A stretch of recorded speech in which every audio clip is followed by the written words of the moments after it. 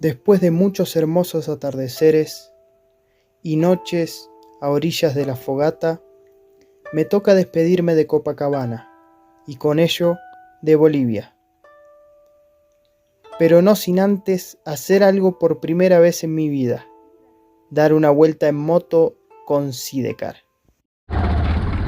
Primera vez andando en Sidecar, un camino de Rodovia Travel. Vamos. A ver cómo lo escucha. Tiene algo suelto.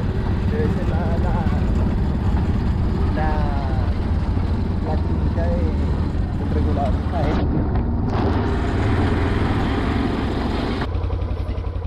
Es que son varios. Escuché eso. Que le vaya bien, Pedrín. Chao, gente, gracias por todo. Buen viaje.